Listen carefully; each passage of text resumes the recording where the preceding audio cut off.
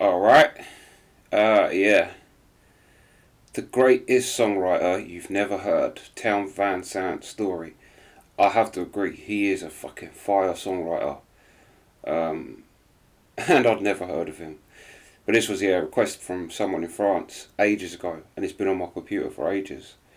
But I'm finally this weekend catching up on some things that, should have been done ages ago. The greatest songwriter you never heard of, Town Van Sant. Let's go. What remarkable things can I say about a man who is very much unremarkable? A man who didn't leave a permanent footprint in history. A man who, apart from a small clique of devotees few have heard about, and even fewer actually heard. A man who left us long before his name and his music was somewhat redeemed. Well, there is a lot I can say. Even the most average of Joes can have their story told, and we can even make it interesting with a few creative twists and turns.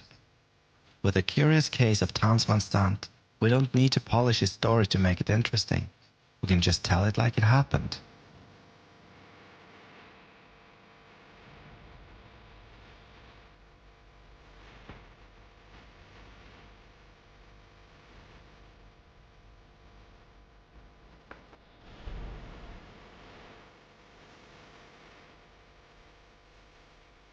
A good looking fella and all.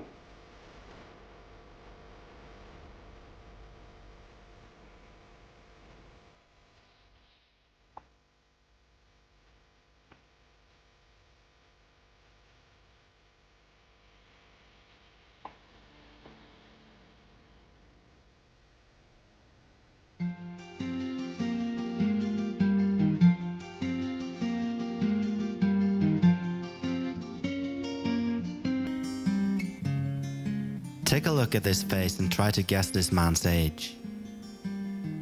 You done? Now store your answer somewhere in the back of your head and bring it back when you are done traversing through the life of Towns Van Sant. During the span of this video, I will by no means try to paint a picture of a saint whilst talking about him. Truth is that he was far from it. Those who knew him tells the story of a man who left them with emotional scars that will never quite heal. This due to him being a difficult presence to spend any decent amount of time with, mainly caused by his addictions towards alcohol and drugs, but also caused by a personality who was damaged from the get-go and left him unable to radiate any sort of love or warmth spanning longer than a blink of an eye. It's gonna be interesting.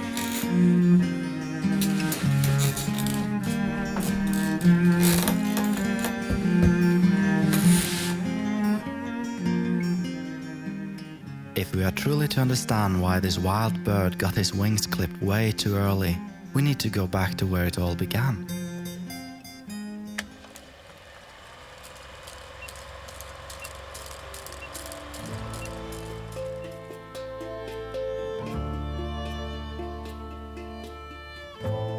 Towns was born John Towns Van Sant in Fort Worth, Texas during the spring of 1944 to Harris Williams Van Sant and Dorothy Towns, taking his mother's surname as his first name. Towns was the third great-grandson of Isaac Van Sant, a prominent leader in the short-lived Republic of Texas. Van Sant County in East Texas is even named after the family. At the age of 12, Towns' father gave him a guitar which he practiced rigorously from then on. But it wasn't until a few years later, whilst watching Elvis Presley perform on the Ed Sullivan Show, he decided upon pursuing a career in music. At the age of 18, he was accepted into the University of Colorado at Boulder, and it was there his innate mental health issues started to surface. As a result, he started drinking heavily and experimenting with drugs. From there, his life quickly took a turn for the worse, up until the point that his mother had to bring him back to Texas for treatment. He was diagnosed with manic depression or bipolar disease. During this time, his mother allowed the doctors to start insulin shock therapy on young Towns, something she later said she regretted dearly. The insulin shock erased much of his long-term memory to the point that he struggled to recognize his own mother. It also eradicated Towns' childhood, the only truly happy and joyful time of his life. This, of course, affected Towns for the rest of his life, resulting in severe depressions that only alcohol could alleviate. For those who are wondering, insulin shock therapy is now a discredited treatment where the subject is injected with large doses of insulin in order to induce daily comas over several weeks. This often resulted in horrible scenes with the patient trembling and spasming and having horrific seizures. The theory behind the practice was that patients somehow were jolted out of their mental illness, something that later studies have found to have little to no effect. Of course. That's savage. During the latter half of the 60s, Townes started to focus more and more on his music. He played regularly at lounges and clubs around the Houston area. He also married his first wife in 1965, despite not having a penny to his name. His first son quickly followed. Townes' parents set them up in a small apartment and paid most of their expenses during this time. What little Townes earned playing clubs and cafes was used for food for his family. One of the earliest songs Townes ever wrote himself, having played live, with a repertoire consisting mainly of cover songs by Lightning Hopkins and Bob Dylan, was to be one of his greatest songs ever, Waiting Around to Die. A song I would call quintessentially Townes, and actually the first Townes song I ever heard. A gateway into the mind of a troubled man who was denied his rightful place among the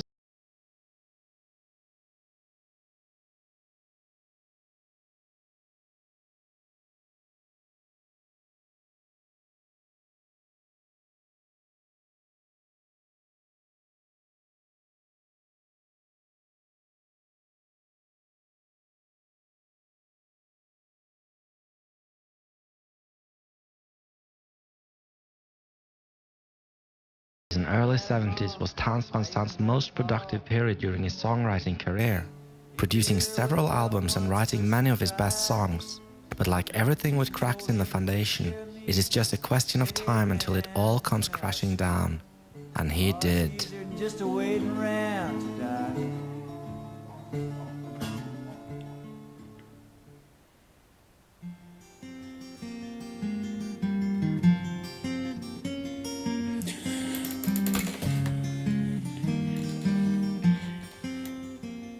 All the efforts the previous years, writing numerous songs and performing on many smaller venues, had given Townes a cult following within his own circles and the immediate vicinity. But around 1973, his past run-ins with drugs and alcohol had caught up with him to the point he had to be admitted to rehab. This was sadly no one-time event, as he was in and out of rehab dozens of times in the years that followed. His constant abuse of alcohol became such a hassle that he struggled to perform live.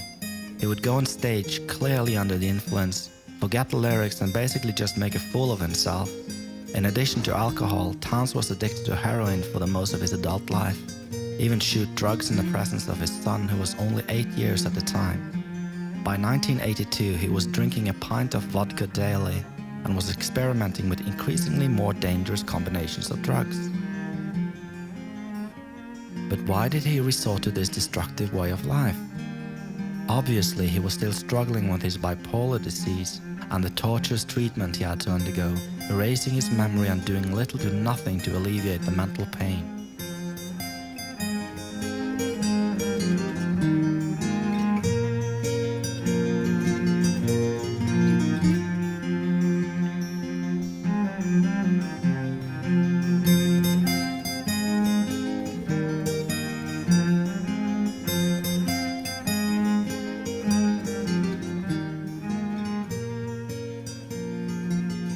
For the next 30 years, Townes spent most of his life on the road chasing rainbows. From time to time, he would slow down to reconsider, meet a girl, get married, have kids, get help coping with his demons and try his best to survive in a more quiet state of mind. But it would never last for long. The call from the road would silence everything and drag him back on tour. Perhaps this time it will be different, he might have thought to himself. But old habits die hard, and Townes wasn't one to see the writing on the wall until it was too late.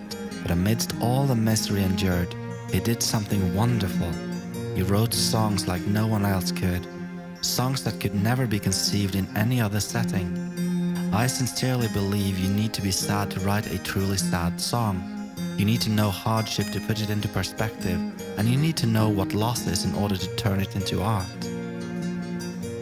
He had the ability to use his own experiences and take what's ugly and miserable and turn it around and communicate something profound and heartfelt, like a magnificent painting, a great literary work, or in Townes' case, through his songs. I covered my lovers with flowers and wounds. My laughter the devil would frighten.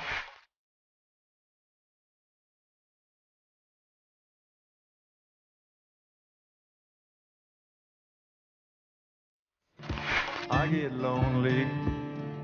Well, you can touch me if you want to. Well, I got poison. Hey, Mama, when you leave, don't leave a thing behind. I don't want nothing. Can't use nothing. But what else makes Townes' songs such an inspiration to me? Why didn't he succeed like Bob Dylan, Simon and Garfunkel and Johnny Cash, whom he walked side by side with for a while until they all took off and left Townes back on the station? It's difficult to say, and I need to really think about how I phrase my next few sentences now, so I don't sound like an indie hipster sharing my love and admiration for Townes just because he remained in the shadows. And the truth is, I don't know. I like Johnny Cash and Bob Dylan just as much as the next guy, but with Townes, perhaps what I feel is a form of empathy with a man like the others don't need. Maybe I just feel a need to show this raw and uncut diamond to the world and swear on my life it will be beautiful as long as you all help me polish it. Maybe, but I think what really speaks to me is that... It's the same with Rory Gallagher. I'm like that with Rory Gallagher. That he's just, to me, the greatest guitar player that's ever lived, and no one knows who he is. It's just... It's insane. But yeah, let's go. You need to understand Townes and who he was to understand his music. All these scattered tunes that helps paint a picture of a broken man with broken dreams.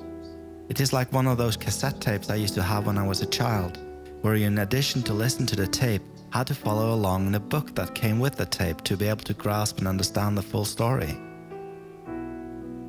Even though he sold relatively few albums and remained in obscurity throughout his life, some lucky people stumble upon one of his records from time to time, and he received hundreds of letters from all around the world describing how they were touched by Townes' music and how it helped them and served as a crutch when they themselves were dealing with depression, suicidal thoughts and anxiety.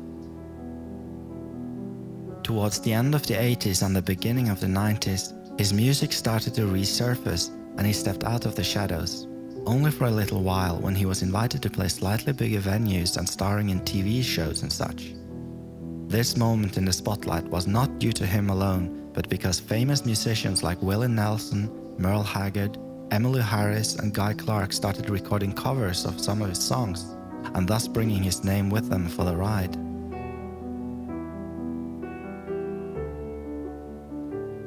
When Willie Nelson and Merle Haggard recorded a cover of perhaps Townes' most revered song, Pancho and Lefty, back in 1983, take a closer look and see who even makes a cameo appearance in the video that followed.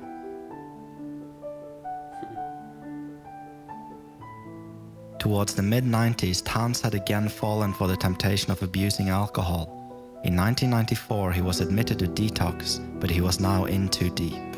Trying to detox him again could potentially kill him. This is when Townes started to wither away and his departure seemed to loom in the horizon. But the stubborn man refused to give up. He told his family that he had one more album in him.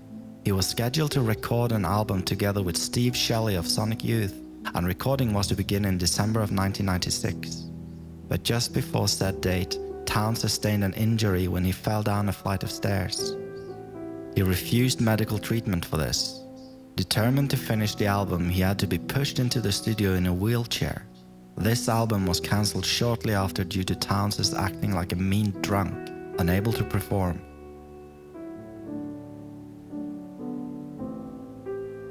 All the years trying his best to cope with his psychological wounds and spent with a glass in one hand and a cigarette or a syringe in the other had taken a toll on both his mental health and his physical abilities. To answer the question I asked at the beginning of this video, Townes... I said 76. That's how old I thought he looks there. Let's go back a little bit. A toll on both his mental health and his physical abilities.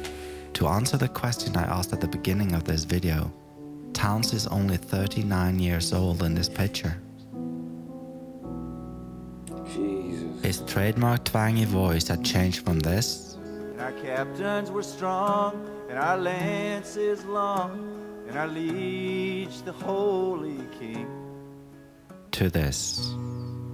Well, I fell across town city looking for a man, move some old cars around.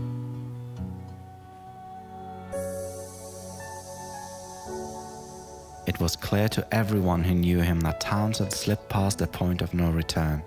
It was just a question of when he took his last sip and parked his guitar for good.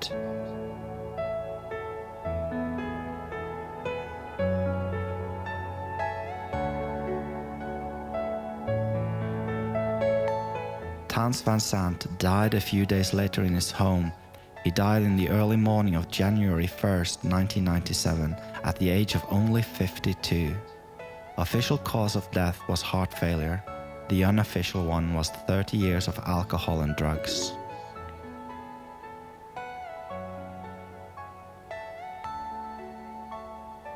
Even though Townes was gone, his legacy survived. He was initiated into the Texas Heritage Songwriters Hall of Fame in 2012, and in 2015 he was inducted into the Austin City Limits Hall of Fame. His music has also been revived as of late when many of his songs have been included in movies and TV shows.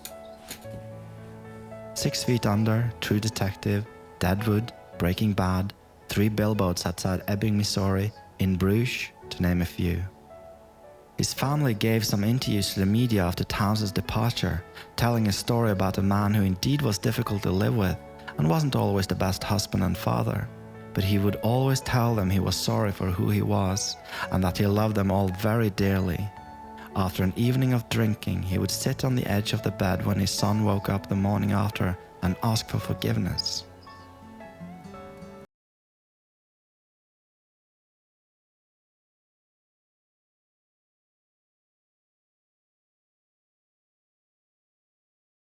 Heritage Songwriters Hall of Fame in 2012, and in 2015 he was inducted into the Austin City Limits Hall of Fame. His music has also been revived as of late when many of his songs have been included in movies and TV shows. 6 Feet Under, True Detective, Deadwood, Breaking Bad, 3 Billboards Outside Ebbing, Missouri, In Bruges, to name a few.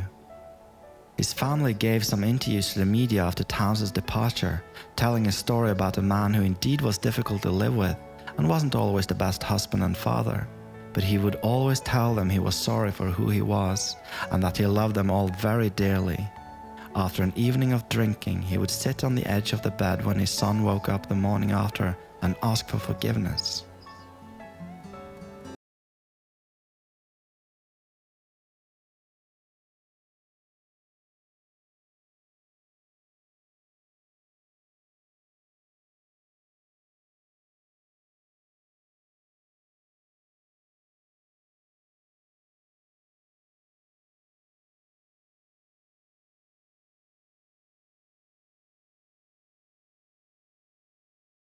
And a devoted fan base, the memory of Townes Van Zandt will never perish like the man himself did over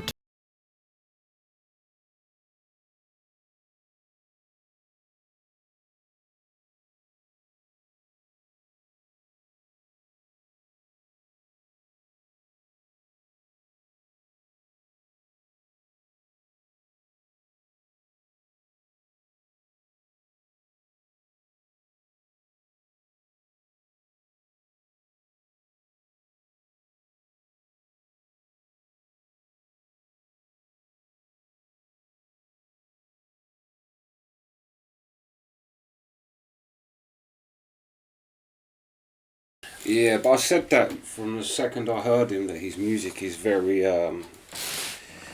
it's like I said, very Bob Dylan in the way that Bob Dylan said he copied the traditional sounding music because he says, even when it's the first time you hear traditional songs, it's like you've heard them before anyway, because they're kind of just a part of everything.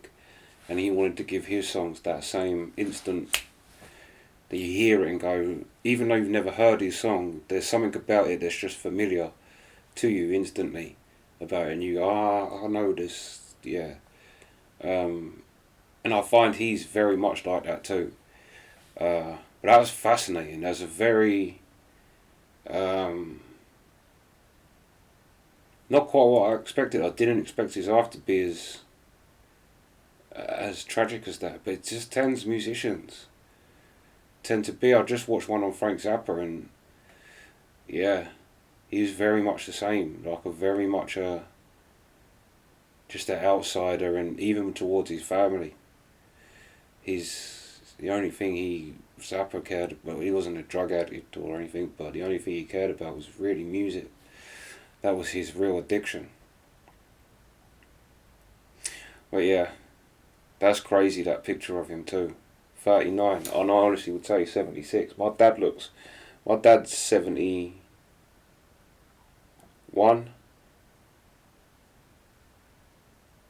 And yeah,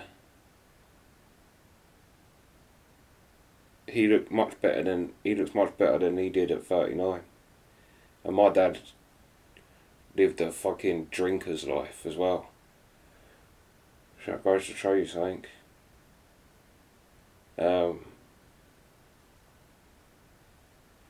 But anyway, yeah, that's the reaction. Sweet.